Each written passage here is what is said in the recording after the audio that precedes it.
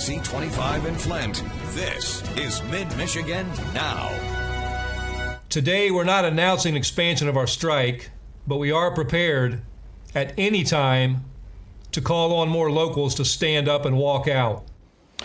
As the UAW strike against the big three automakers now moves into week 5, Union President Shawn Fain says he's pushing a new strategy to a new phase with a new approach. Good evening, everybody. I'm Mike Woolfolk.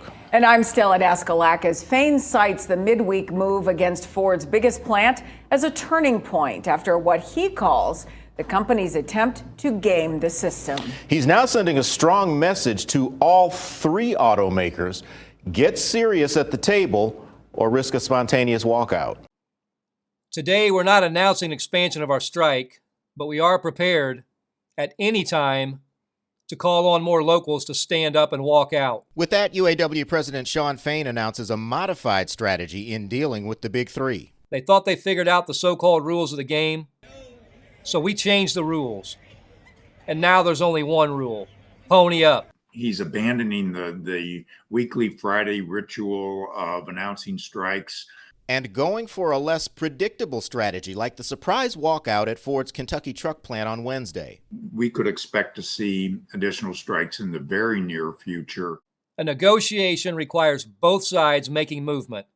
If they're not ready to move, then we're going to give them a push in a language they understand: dollars and cents.